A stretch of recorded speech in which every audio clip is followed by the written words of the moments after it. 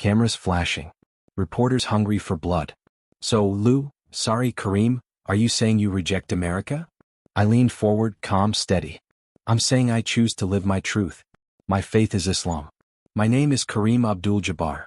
And I'm proud of who I am. The room exploded with questions, flashes, murmurs. But inside, for the first time in my life, there was silence. Of course, the headlines went nuclear. NBA star turns Muslim, fans outraged.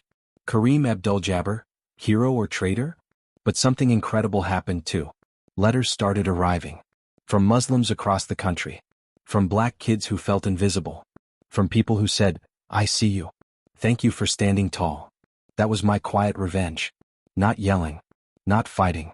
Just living free enough to inspire someone else to do the same. But the NBA wasn't done with me. Contracts started to shift. Endorsements disappeared overnight. And one day I walked into practice and found out the team had made a move that would push me to the edge. A move that felt like the ultimate payback for daring to live as myself. I didn't know it yet, but their plan to punish me would backfire in a way that changed not just my career, but my entire life. When I walked into practice that morning, the air felt different. Teammates were quiet, whispering. Coach avoided my eyes. Then the GM called me into his office. He didn't even offer me a seat before dropping the bomb. Lou, sorry Kareem, management's been thinking. We believe it's best for the team if you explore other opportunities. I blinked. You're trading me? He shifted in his chair. Not officially yet. But let's just say your image is complicated. Sponsors are nervous. The league office is nervous. Fans are. I cut him off.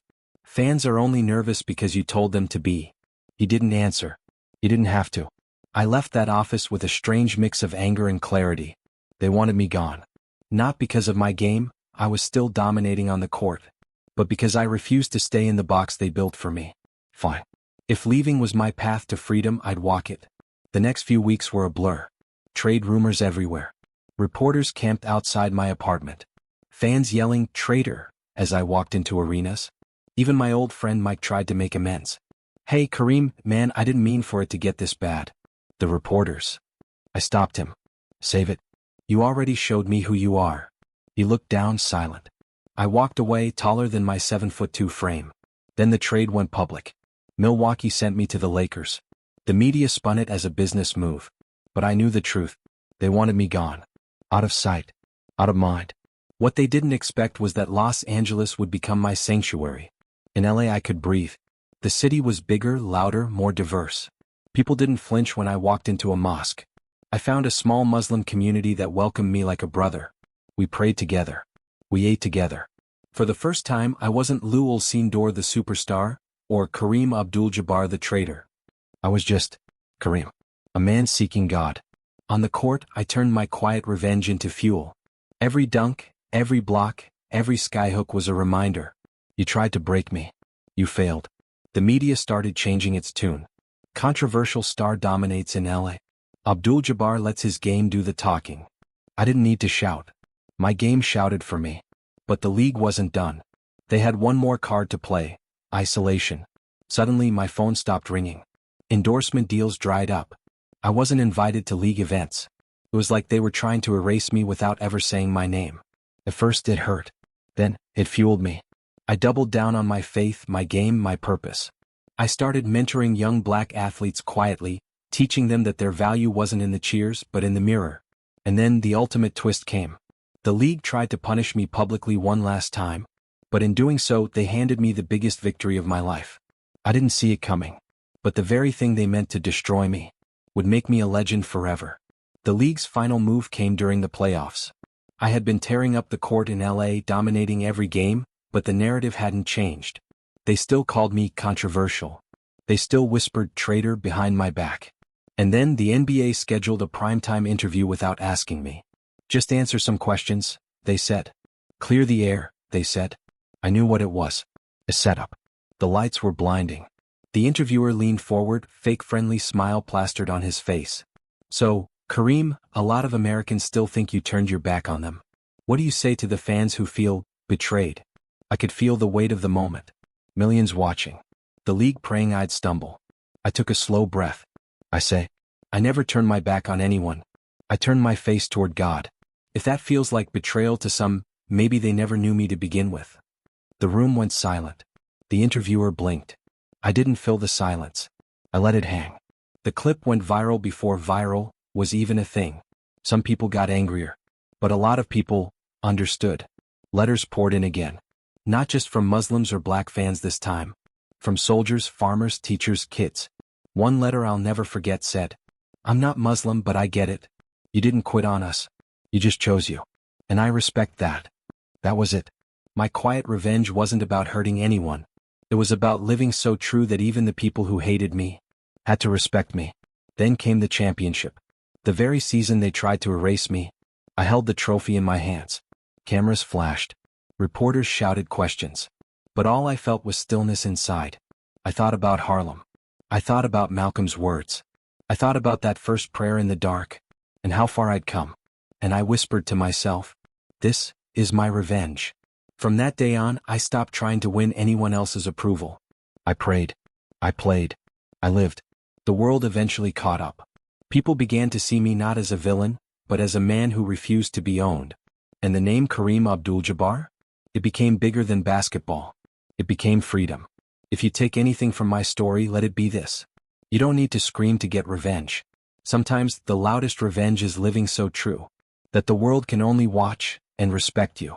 Final Kapanis, YouTube Ison. They wanted me to stay quiet. They wanted me to stay small. But I found peace in Islam, and in that peace, I found the only revenge I ever needed.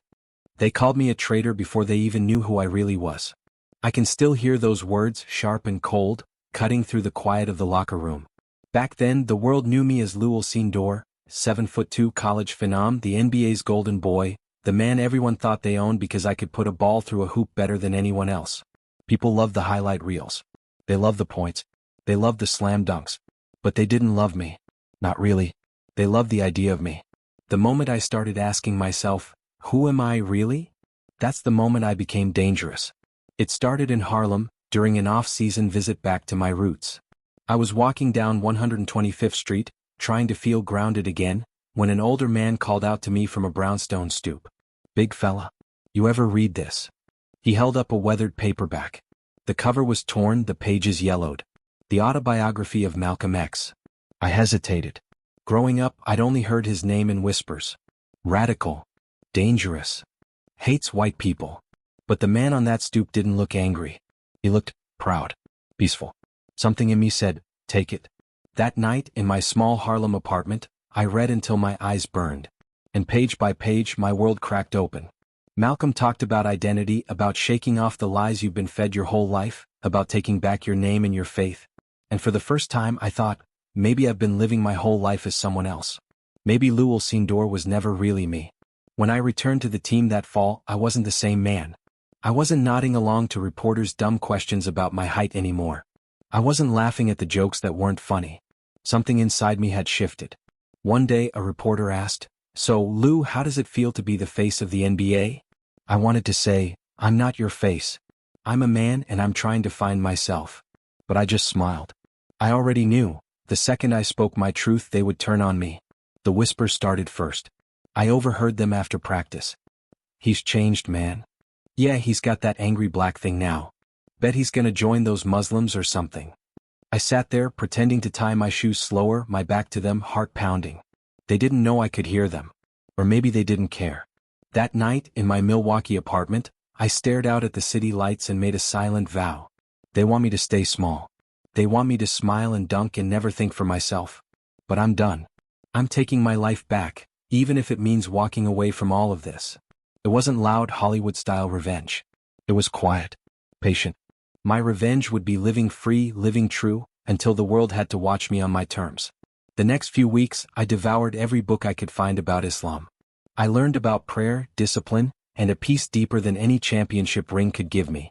And the more I learned, the more I knew. Basketball had given me fame, but faith was going to give me myself. But the world doesn't like when you flip the script. The media started circling. "Lou, are you changing your name? Lou, are you leaving the church? Lou, are you turning your back on your fans?" They didn't want the truth. They wanted a scandal. And when I wouldn't give them one, they made their own. One morning I walked into the locker room and froze. Taped to my locker was a newspaper clipping. Is Lou Alcindor too radical for the NBA? Someone had drawn a bomb and a crescent moon over my face. Laughter echoed from the other side of the room. I didn't even turn around. I took that clipping, folded it, and slid it into my bag. I didn't throw it away. I wanted to remember that moment, the moment I stopped being their guy and started being my own man. Then came the real betrayal. I had always trusted one teammate, let's call him Mike. We rode to games together, ate dinner on the road, talked about life beyond basketball. I thought he understood me. Until one night, I overheard him in the hotel lobby talking to a reporter.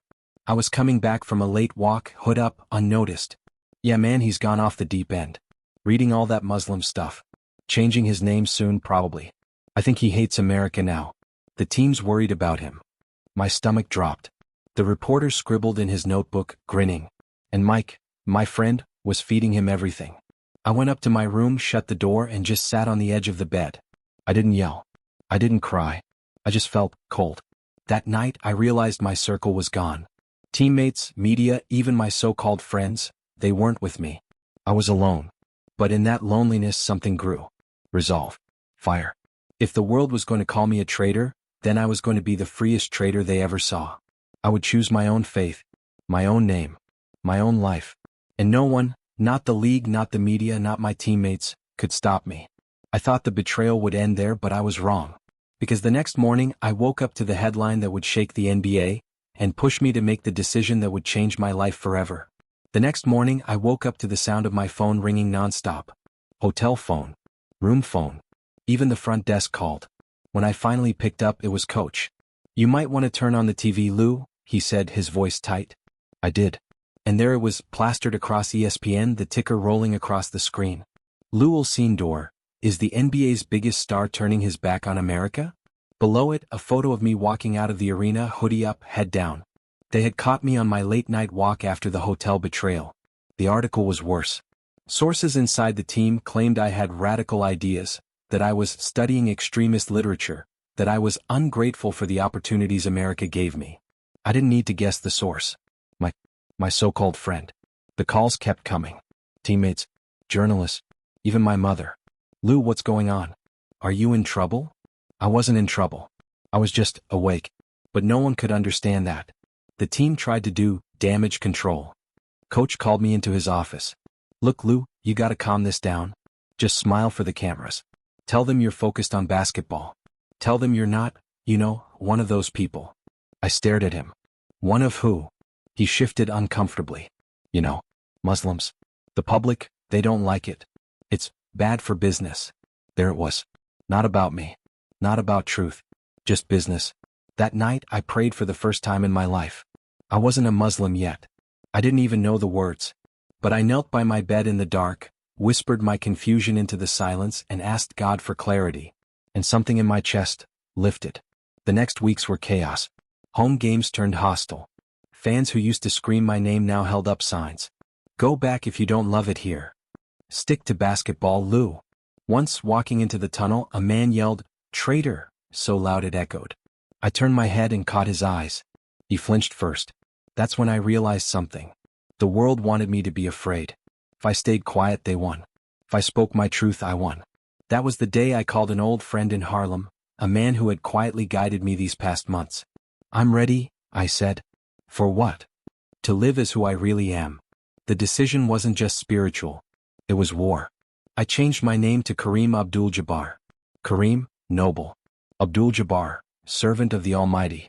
I remember the press conference like it was yesterday. Microphones everywhere. He secretly became Muslim. Hollywood destroyed him. Until his revenge shook the world. I remember the first time I met Marcus Slate. He walked into the set like he already owned it, even though he was only booked for a 5-minute cameo. The guy had that kind of presence, like the camera didn't just love him, it needed him. His charisma was magnetic, his smile effortless, and his name already echoing in Hollywood circles before the public even knew who he was. We became close pretty fast. He wasn't like other actors. While most were either lost in their own ego or buried under a mountain of insecurity, Marcus was calm, quietly intense, like he knew something the rest of us didn't. One night after filming, we were drinking root beer on the roof of the production studio. His idea, of course, I asked him why he never went to the after-parties with the rest of the cast. He hesitated for a second, then looked me dead in the eye. I converted to Islam last year. I'm trying to keep it private. I didn't flinch, but inside I was like, whoa. Marcus Slate, the new James Dean, the Hollywood darling. Secretly Muslim? You're not worried someone will find out? I asked. He gave a half smile. Of course I am. If they knew, I'd lose everything. Turns out, he wasn't exaggerating. By 2021, Marcus had starred in 3 box office smashes. He was on magazine covers, award show shortlists, even rumored to play the next superhero in a billion-dollar franchise. But fame is fragile in Hollywood, and privacy? That's a luxury no one can really afford. Not when your face is worth millions. At first, it was small stuff. Paparazzi catching him at a halal restaurant in Westwood. A blurry photo of him praying behind a trailer on set. Rumors started swirling, like vultures circling an injured deer. And then the real storm hit. His personal assistant, a guy named Jared, someone Marcus trusted for years, sold a story to a gossip site. Hollywood's golden boy is hiding a secret religion. Front page. Everywhere. Within 24 hours, Marcus Slate's faith was trending on every social platform in America. The reactions? Brutal. Some fans were supportive, but most weren't. His Instagram flooded with hate. His management dropped him. A major studio canceled his upcoming lead role, citing creative differences. One late night, host even mocked his prayer habits on national television. This ain't about freedom of religion, Marcus told me one night. It's about fear. They're scared of what I represent. He wasn't wrong. The industry that once worshipped him now treated him like a liability. And I stayed close. But even I had questions, not about his faith, but about how he'd survive this. Because Marcus had tasted the top, and now he was free-falling with no parachute. That's when he disappeared. Just like that, no posts, no public sightings, no interviews. Nothing. Hollywood assumed he broke. The tabloids called it a mental health crisis. Some said he fled the country. Others swore they saw him working at a bookstore in Cairo. All I knew was Marcus was gone. But I also knew something they didn't. Marcus wasn't the type to run away. He was the type to wait. And that silence? That was him sharpening his blade. I thought his story ended with scandal and shame. But what I didn't know was Marcus Slate was planning something. Something that would shake Hollywood to its core. I thought the leak about Marcus's religion was the worst thing that could have happened. I was wrong. What followed wasn't just media backlash. It was a carefully orchestrated takedown. Someone didn't just want Marcus canceled. They wanted him erased. See, here's the part no one talks about. That story Jared sold to the tabloids? He didn't write alone. It had help. Help from people Marcus loved. People he trusted more than anyone. Let me tell you about Lisa Maddox. Lisa had been Marcus's agent since day one. She discovered him when he was still doing street theater in Austin. She used to call him her golden ticket, and he treated her like family. She was at every birthday, every red carpet, every hospital visit when his mom got sick. So when Marcus's career started to wobble after the scandal, he turned to Lisa for help. He wanted her to find a project, any project, that could shift the public conversation. A redemption arc, something. She said, "Let me handle it. I got your back." 3 days later, Variety published an exclusive. Exclusive. Sources say Marcus Slate's agent tried to hide his religious conversion from studio heads. Guess who the sources were? Lisa.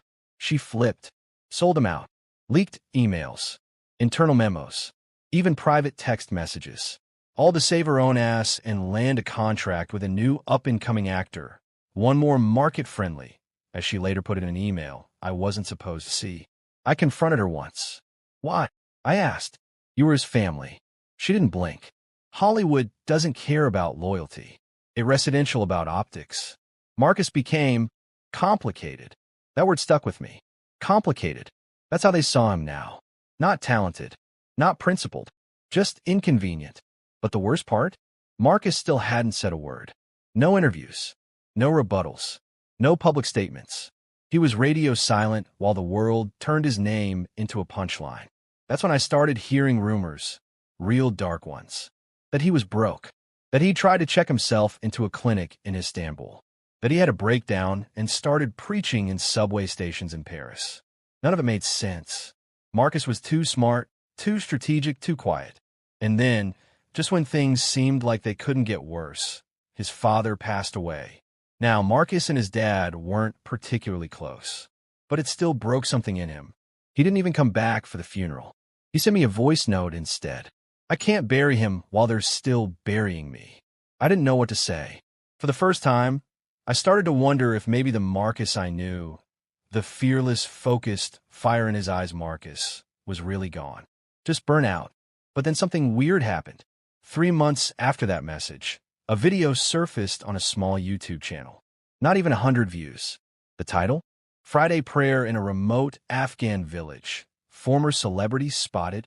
It was shaky, low-res, filmed on a phone.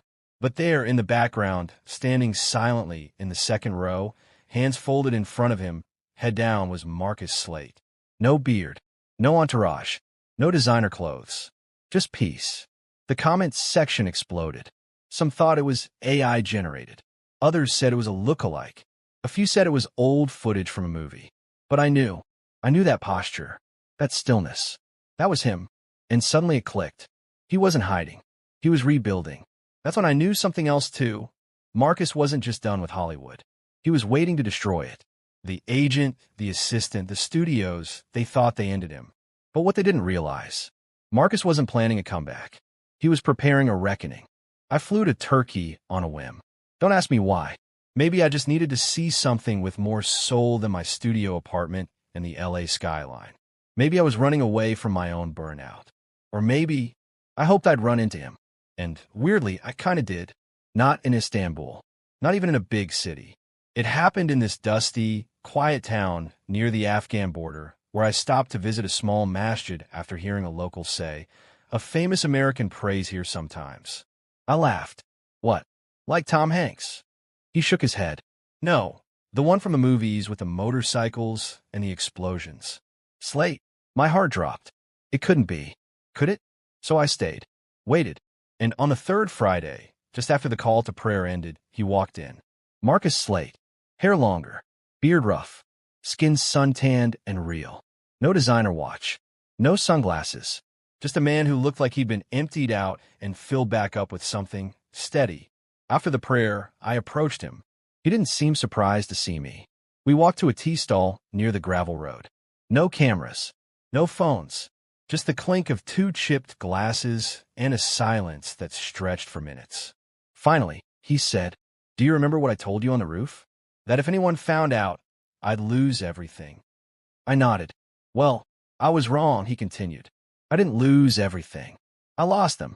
The contracts, the noise, the masks. I still have me. For the first time, I didn't know what to say. He seemed light, like the weight he used to carry was gone. But then he leaned in, and something darker flickered in his eyes. "I've forgiven a lot," he said, "but I haven't forgotten, especially not the ones who twisted the knife." That's when I knew he wasn't just healing. He was calculating. Marcus had spent nearly 2 years in silence, studying, teaching English, learning Arabic, even working with orphan relief in mountain villages. He prayed 5 times a day, fasted in Ramadan, and found comfort in things he used to mock back in the trailers on movie sets. But underneath that peaceful surface, fire, controlled, focused, relentless. He told me about a plan. Nothing flashy, no exposés, no press tours. He was going to build something, not just a comeback, a platform. "I'm not here to get revenge by screaming louder," he said. "I'll do it by making them irrelevant. A film company, independent, international, faith-centered stories told with the highest cinematic quality." He already had backers from Dubai and Malaysia, writers from Nigeria and Turkey, directors from Indonesia. He was uniting the Muslim creative world, and Hollywood didn't even see it coming. "They canceled me to protect their narratives," he said. "So now, I'm creating new ones, better ones." He didn't raise his voice once during this conversation. He didn't need to. This was a man who had gone from being a symbol to becoming a movement. And as we stood outside that little tea shack, watching the call to Maghrib prayer echo across the hills, I realized something. Hollywood thought they buried Marcus Slate, but really they planted him. And now, he was rising. I thought his story was about survival. But this wasn't survival. This was strategy. And what came next would silence everyone who ever doubted him. 3 years. That's how long Marcus stayed off the grid. No premieres. No interviews. No late-night TV cameos. Just whispers. Whispers that turned into murmurs. Murmurs that turned into buzz. And then, one morning, Hollywood woke up to a headline that no one saw coming. Slate Studios releases first trailer, and it's already breaking records overseas. At first, people thought it was fake. A deep fake, maybe. But it wasn't. It was real. Marcus Slate. The Marcus Slate was back. Except he didn't come back to Hollywood. He built his own. The movie was called The Last Wall, a war drama based on a real story from a Muslim soldier who saved a Christian village during a brutal siege in Bosnia. Shot entirely in Morocco. Directed by a Turkish filmmaker. Cast from 5 countries. Subtitled in 18 languages. It premiered not in Cannes or Sundance, but at a film festival in Doha. Critics were stunned. The production value? World-class. The script? Heart-wrenching. The lead actor? Some no-name Syrian refugee with no formal training, but eyes that could break you. The press begged for an interview with Marcus. He gave them none. Instead, he issued a single press release. This isn't a comeback. This is a correction. Behind the scenes, though, he was surgical. One by one, he bought out minor shares in production companies owned by the same executives who once called him a PR nightmare. He didn't sue Lisa, his ex-agent.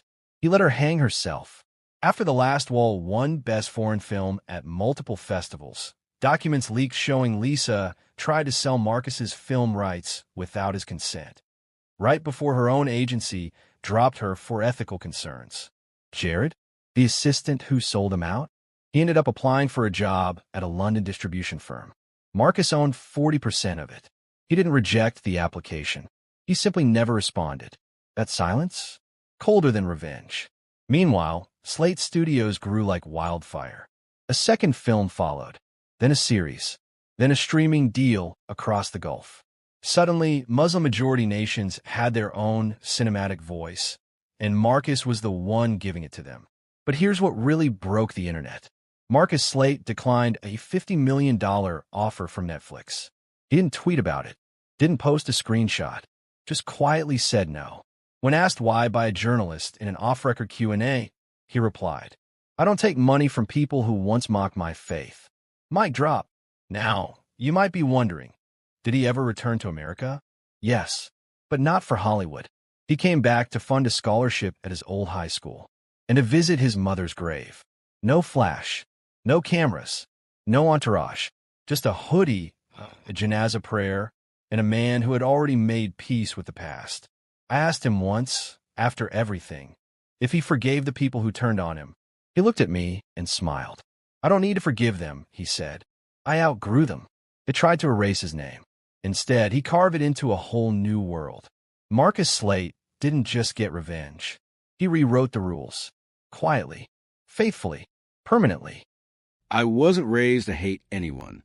I didn't grow up in a super religious family, and I wasn't really into politics either. I was just normal.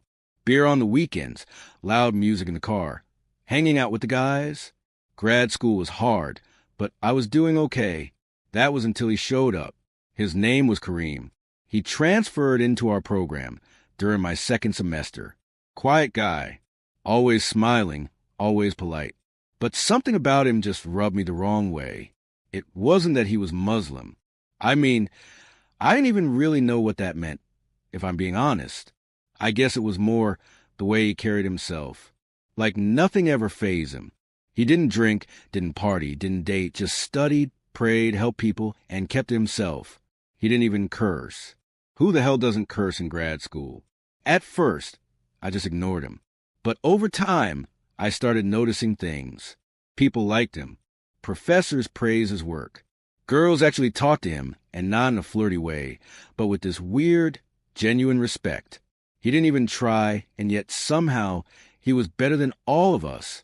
That pissed me off. I remember one night, me and a couple guys were at the bar talking about a brutal exam we had. Kareem walked by outside. He'd just come from the library or something. He waved. I didn't wave back. Instead, I said something like, "Dude probably thinks he's too good for us." One of my buddies laughed. "He's harmless, man. Just a religious guy." Yeah, religious. That word started gnawing at me. I didn't get how someone could believe in something so blindly. 5 prayers a day, no pork, no booze, no sex before marriage. I mean, what kind of life was that? And the craziest part? He looked happy, like truly content. That's when I decided I was going to figure out what his deal was. Not because I was curious, not because I respected him, but because I wanted to prove that he was fake, that no one could possibly live like that and be real. So I started watching him, subtle at first, not stalking or anything. I'm not a psycho, but I'd sit near him in class, watch how he took notes, listen to the way he talked to people, polite, grateful, calm, too calm. It got under my skin. Eventually, I started Googling stuff about Islam, just so I'd have ammo, for when I confronted him. I wanted to ask him a question so sharp, so smart, that he'd slip, that he'd stutter, that he'd finally show that all this peace and love thing was just a mask. But the more I read, the less confident I felt. There was this part in the Quran about patience and responding to evil with good, another about knowledge being more valuable than wealth, and then something about how the heart only finds rest in the remembrance of God. I remember leaning back in my chair and saying, weird. Still, I wasn't convinced. I figured, okay, maybe the book has some nice lines. So what? I kept reading, looking for contradictions, violence, hypocrisy, anything to corner him with. But somehow, the stuff I found wasn't what I expected. That's when I decided to ask him directly. I waited until the study group wrapped up and caught him on his way out. I acted casual. "Hey, man," I said, "mind if I ask something?" He smiled. "Sure. Why are you Muslim?" Just like that. I hit him with it. No warning. He didn't blink. He just said, "Because I believe it's the truth." And then he smiled. Not smug, not defensive, just honest. That smile haunted me for days. I didn't tell anyone what I was doing. I didn't want my friends to know I was reading Islamic blogs at night or watching YouTube videos about Muslim reverts. I kept telling myself it was just research, just part of the plan. But somewhere deep down, I knew I wasn't just trying to expose him. I was trying to prove that his piece was fake. Because if it wasn't, then what did that say about me? I kept telling myself I was in control. Every night after classes, I'd open up my laptop, type in stuff like contradictions in the Quran or why Islam is wrong. I expected hate-filled nonsense. I expected medieval rules and outdated beliefs. But that's not what I got. I got videos of people crying while taking their shahada. I got stories of ex-addicts who turned their lives around. I got a surgeon from Texas explaining how Islam gave him peace. I got a former atheist describing how the Quran made him believe in God. And all of them sounded sincere. Too sincere. It annoyed the hell out of me. Was this some kind of mind trick? A PR campaign? Were they all just brainwashed? I started watching debates. Muslims versus Christians, Muslims versus atheists. I was waiting for someone to trip up, say something crazy, expose themselves. But every time the Muslim speaker calmly responded with logic and respect, it messed with me even more. What kind of cult fights back with patience? Meanwhile, Kareem just kept being Kareem. Chill, kind, always offer me half his lunch, always greeting me with a, "Hey, bro." I tried to annoy him once by purposely asking about jihad, thinking I'd finally catch him in some extremist slip.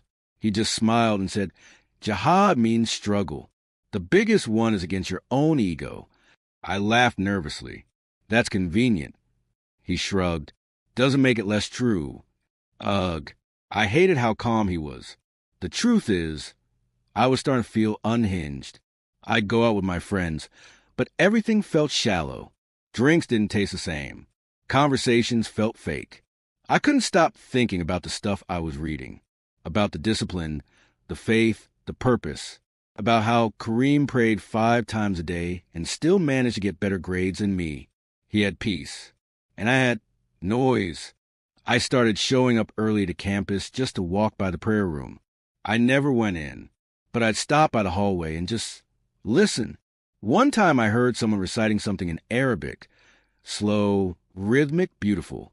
I had no idea what it meant, but it gave me chills. Another night, I sat in my car in the parking lot, watching videos of the Kaaba during Hajj. Thousands of people circling it in unison, tears in their eyes. I didn't understand what I was watching, but I couldn't look away. Something was happening to me, something I didn't want to admit. I tried pushing back. I downloaded podcasts by Islam critics, watched ex-Muslim testimonies, looked up reasons Islam is dangerous, but it all felt bitter, hollow, like people trying too hard to be angry. Then one night, this part I'll never forget, I had a dream. In the dream, I was in a desert, alone, sun beating down. I was thirsty, exhausted. I saw a figure in white robes far away. I called out, but no sound came from my mouth. The figure walked toward me, slow and peaceful, and when he got close, he didn't say a word. He just handed me water and placed a hand on my shoulder. I woke up shaking, not scared, calm, like a switch had flipped. I didn't tell anyone. Who would believe me? That same morning, I saw Kareem at the student lounge. I wanted to tell him. I don't know what. Maybe about the dream. Maybe about the questions boiling inside me. But I didn't have the words. He just looked at me, smiled, and asked if I was doing okay. I lied and said yes. But I wasn't. I was confused, angry, curious, hopeful, ashamed. This wasn't about revenge anymore. I wasn't trying to expose Kareem. I was trying to figure out why he had something I didn't, and whether I could ever have it too. I was losing sleep. Like, literally. I'd lie in bed staring at the ceiling, my mind racing with questions I couldn't answer. About life, about death, about meaning. I didn't know if I was going crazy or waking up for the first time. Kareem never pushed me to talk. He never brought up religion unless I did. That made it worse somehow. Like, he wasn't selling anything, but I was still buying it. One Thursday afternoon, I followed him. Yeah, I know how that sounds. I knew he went to mosque on campus for Jummah every Friday, but I'd never actually seen it. So that day, I waited outside the prayer room. He didn't see me. He went with a few others, some students, a couple professors, even a janitor I recognized. I stood outside like an idiot, hands sweating. I wasn't even sure what I was doing there. Spying? Learning? Sabotaging? A guy walked past me and held the door open. "You coming in, man?" I panicked. I was just looking for the bathroom. He nodded. "It's right next door. But the khutbah is about to start if you're curious. All are welcome." He said it so casually. All are welcome. I didn't go in that day. I just stood outside for 20 minutes, listening through the door. The imam had a warm, deep voice. He talked about gratitude, about remembering God in tough times, about showing mercy to those who hurt you. That last part hit me like a punch in the chest.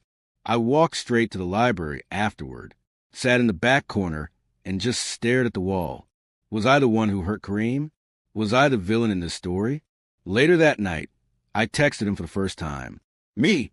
Hey man, you free tomorrow? I got some questions." "Kareem, of course, bro, anytime." We met at a coffee shop. I came armed with questions, real ones this time. Not to trap him, but because I actually wanted to know, what's it like to pray 5 times a day? How do you know God hears you? Don't you ever get tired of following all those rules?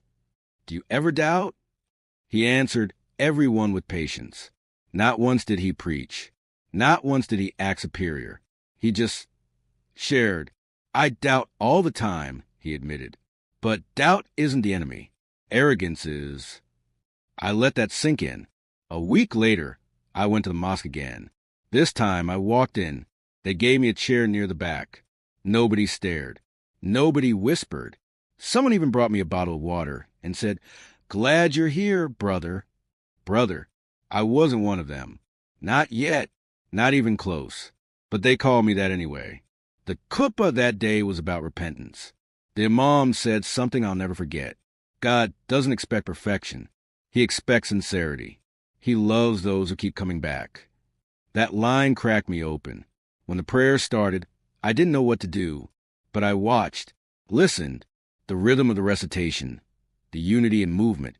It was like music and silence and stillness all at once. Something in me broke, or maybe healed. I left that prayer room with wet eyes and a racing heart. I didn't say the shida that day. I wasn't ready. But for the first time in my life, I felt like I wanted to believe, like there was something bigger, something real. And Kareem, he didn't say, "I told you so." He didn't even smile smugly. He just patted me on the back and said, "Whenever you're ready." It took me a few more weeks. I kept going to mosque, sitting quietly in the back, listening, watching, feeling. There was something deeply humbling about watching grown men press their foreheads to the ground. Doctors, professors, janitors, students. No ego, no show, just surrender. Kareem never asked how I felt. He never pushed me. That's what made it easier to talk to him. One night, we were walking back from the campus library. It was cold, and we were both sipping bad vending machine coffee. I stopped him mid-sentence. "I think I believe." He looked at me, confused. "Believe what?" "I think I believe in all of it. God, the Prophet, the Quran. I don't know how to explain it. It's like it all finally makes sense." He didn't say anything, just smiled. "Then say it," he said softly, "when you're ready." So I did, right there, on a dimly lit sidewalk with a half-empty coffee in my hand. Ashhadu alla ilaha illallah, wa ashhadu anna Muhammad Rasulullah. I didn't cry. I didn't hear angels singing. But I felt, still, like my heart had stopped screaming. It was quiet in a way I had never experienced before. After that night, everything changed and nothing changed. I was still in grad school, still buried in research, still stressing over deadlines. But the noise inside me had stopped. The world didn't suddenly become perfect. I still had bad days. I still struggled. But now there was a direction, a purpose, a peace that no amount of partying or validation or normal ever gave me. One of my old friends from class noticed I stopped coming out for drinks. "You okay, man? You've been kinda MIA. I smiled. "Yeah, I'm good. Just on a different path now." They didn't get it. That's fine. I told my parents eventually. My mom cried. My dad didn't say much. It took time, but they came around. Once they saw I was more grounded, more me than I'd ever been, the fear faded. As for Kareem, he never treated me like a trophy or a project. He just became my brother in a deeper way. I once asked him, "Did you know this would happen? When I first started questioning you." He laughed. "Honestly, I thought you were going to make my life hell." "I kinda did," I admitted. "True," he said, "but it led you home." I've thought about that a lot. How I started this journey to expose him, to tear him down, to prove that no one could live the way he did and be real. But the truth? He was real, and I was the one pretending. This wasn't just a religion. It was a mirror, and for the first time, I saw myself clearly, and I didn't look away.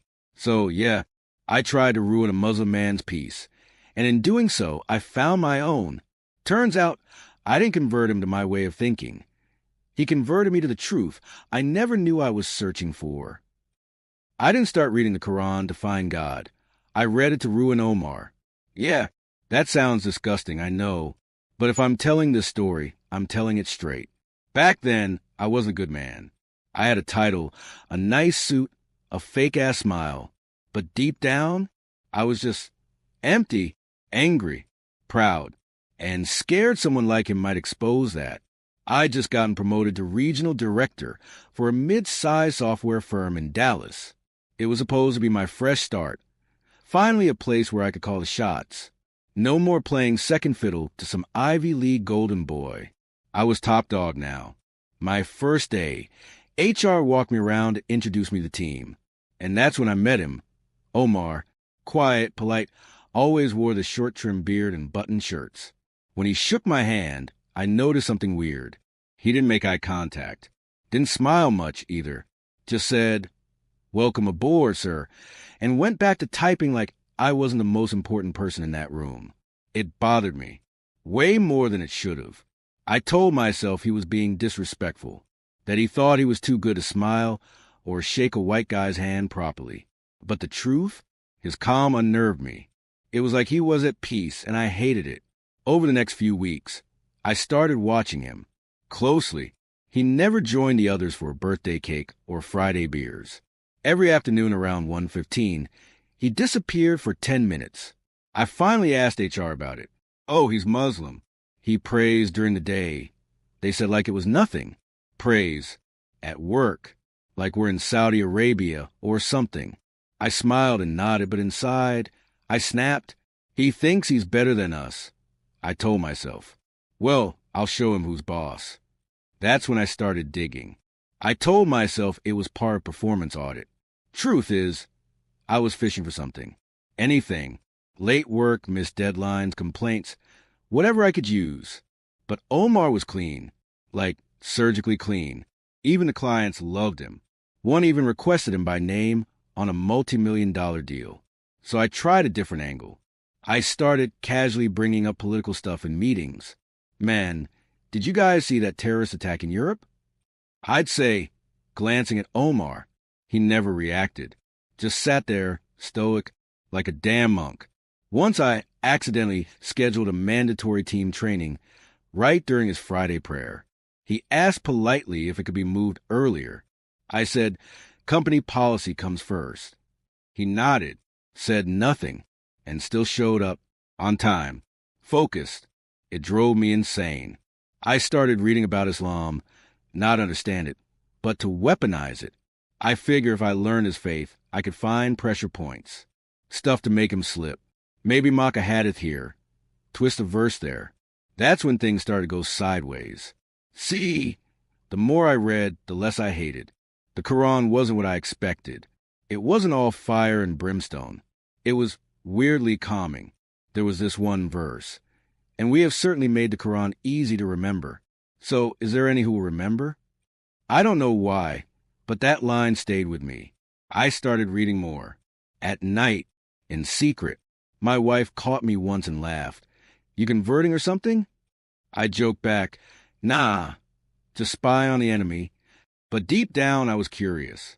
Then came the day everything cracked open. We were pitching a high-profile deal to a foreign client. Biggest opportunity of the quarter. I was presenting, but the slides Omar had made were perfect, sharp, polished. He saved my ass. After the meeting, I didn't thank him. I couldn't, but he just smiled and said, "Glad I could help, sir." That smile, it wasn't smug. It was real, genuine. I felt small. The next week, my mom had a stroke. I left work in a rush, forgot to update my team. Total chaos. Deadlines missed. My inbox exploded. But one person held everything together. Omar. He stayed late, took over my calls, even coordinated a get-well basket for the team. HR told me, "You've got a real gem on your team." I didn't know what to say. When I came back, he greeted me at the door. "I prayed for your mother," he said. I didn't even believe in prayer. But for some reason, I almost cried. That night, I opened the Quran again. Not to find a weakness, but to find, I don't know, something, hope. And that's when I realized the person I was trying to break, he had already saved me. But I wasn't ready to admit it. Not yet, because a storm was coming. And I was about to betray him one last time. I wish I could say I changed overnight. That one verse, one kind gesture, one, "I prayed for your mother," was enough to turn me into a better man. But it wasn't. Truth is, when you spend your whole life feeding your ego, starving it feels like dying. And I wasn't ready to die yet. I was still that guy, the one who had to win, even if it meant torching the only good man I knew. So, yeah, I set Omar up. It was subtle, nothing dramatic, just a few carefully placed landmines. We had a security review coming up, I told IT to restrict access to our shared drive. Temporary protocol, I said. Then I forgot to inform Omar. Meanwhile, I assigned him a task that required those exact files, due in 48 hours. Client-facing, high visibility. I even CC'd our VP. He emailed me the next morning. Sir, I don't have access to the project files. Should I request IT, or would you prefer I wait? I didn't respond. Not right away. 24 hours passed. He followed up again. This time I replied, copying our boss. These files have been accessible to the entire team. If you're unable to locate them, perhaps you should come see me directly. Cold, formal, like a snake in a suit. I wanted him to snap, to miss the deadline, to fail in front of the higher-ups. So I could say, see, he's not as perfect as you think. But he didn't. Instead, he stayed until midnight and rebuilt the entire brief from scratch. On his personal laptop, he submitted it with an apology for the delay, even though I knew damn well it wasn't his fault. Worse, the client loved it. I didn't know Omar was so resourceful. The VP told me, you should be grooming him for leadership. I nodded and forced a smile. Inside, I was drowning. That night, I drank half a bottle of bourbon and stared at the ceiling. I didn't sleep, not because I felt guilty, at least that's what I told myself, but because I couldn't understand him. Why didn't he fight back? Why didn't he throw me under the bus? Why was he better than me? The next week, something unexpected happened. Omar invited me to lunch. Not some awkward coffee in the break room.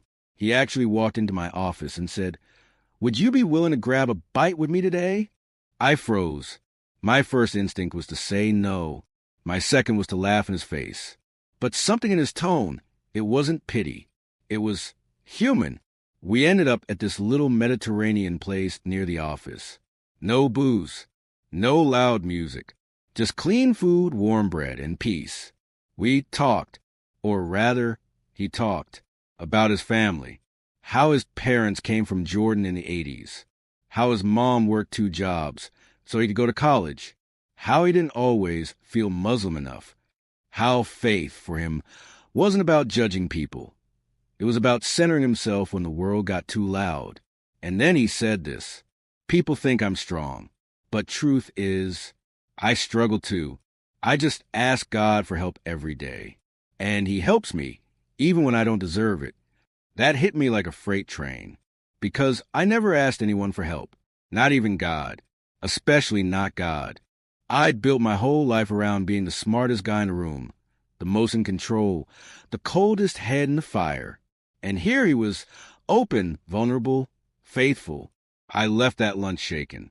For the first time, I looked at myself in the mirror and didn't like what I saw. Then came the final blow. 2 days later, our CEO flew in for an emergency meeting. I had no idea why. Turns out, someone had filed an anonymous ethics complaint about me, the IT restriction, the email setup, the communication failures. Someone had receipts. I panicked, called legal, started crafting my defense. But then Omar knocked on my door.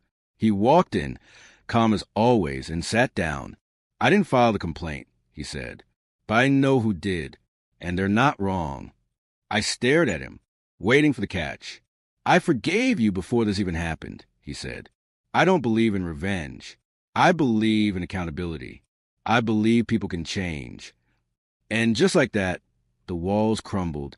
I couldn't speak. My throat closed up. I felt like I was sinking inside my own skin. He stood up and left me there. No threats, no smugness, just grace. That was the day I broke. Not because I got caught, but because I realized I'd spent months trying to destroy a man who'd only ever responded with dignity. And that kind of power, that shook me more than anything I'd ever known. When you spent your whole life building walls, losing them feels like drowning in daylight. A week after Omar walked out of my office, I was called into HR for a formal hearing.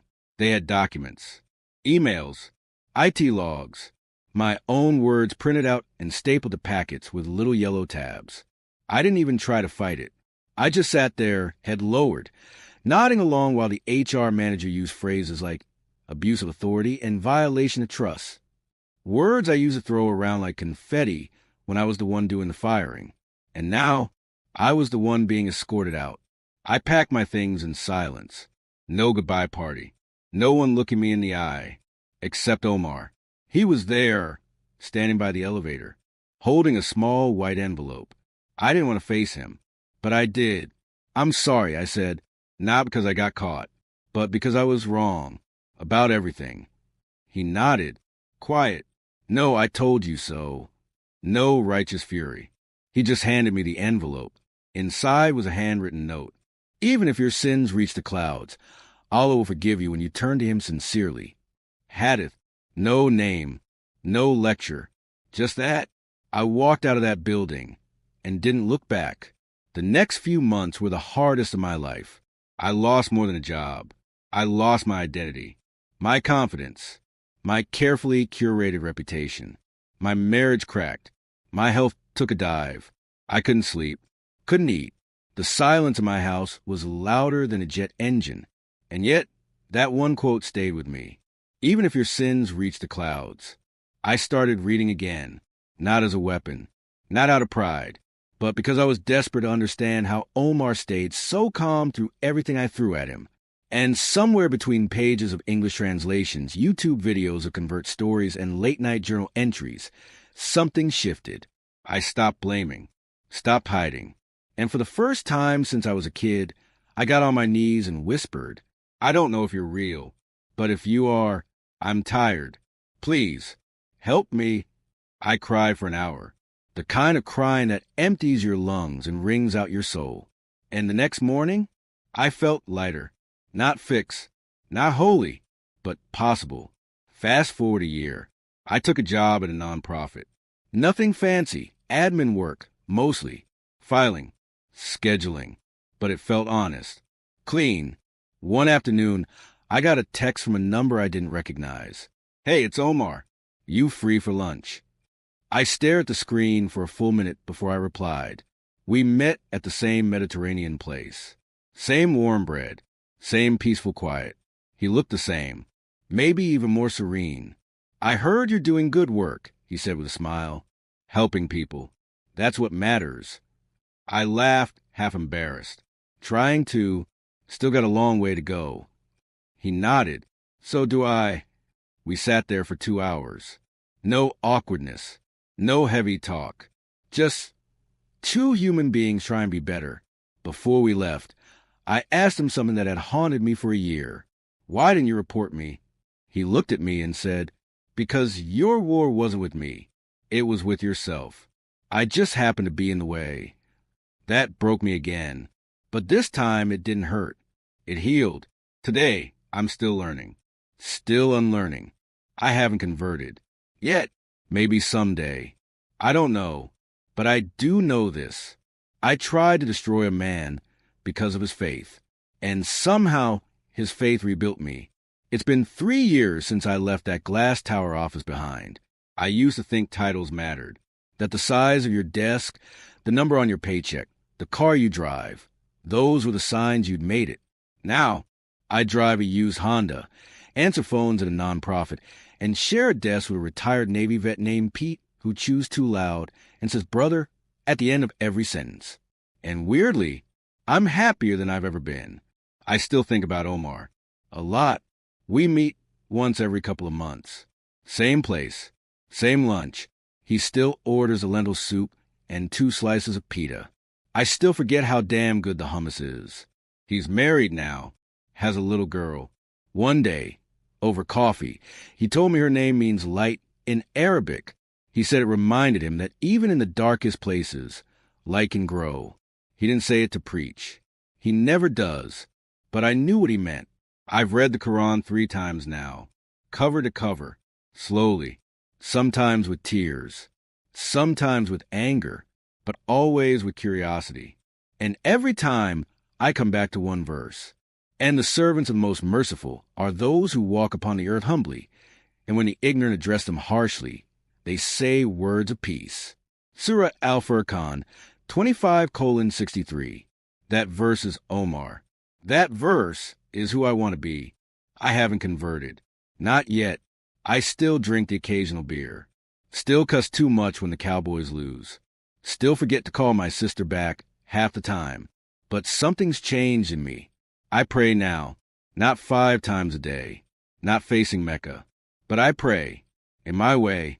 I thank God for another sunrise, for silence, for second chances, for people who didn't give up on me, even when I gave them every reason to. And I've started letting go of the old version of me, the man who used power like a shield, who hurt people just to feel taller, who thought faith was weakness and pride was strength. He's gone now, not all at once, but piece by piece, like rust falling off old steel. A few weeks ago, Omar invited me to his home for Eid. His whole family welcomed me like I was their weird white uncle who showed up late to everything. There was laughter, food, prayers, kids running around in tiny traditional clothes. It was chaos, and somehow more peaceful than any boardroom I ever sat in. His father shook my hand and said, "We're glad you're here." I didn't know what to say, so I just smiled and said, "Me too." And I meant it. Sometimes I wonder what would have happened if I'd never tried to sabotage him, if I'd just been a decent boss and let him do his job. Would I have ever seen who I really was? Would I have ever changed? Probably not. Turns out, the worst thing I ever did became the best thing that ever happened to me, because in trying to break him, I broke myself. And in the rubble, I found something I never had before. Peace. Real, unshakable, soul-deep peace. Not because I'm perfect now, but because I finally stopped running.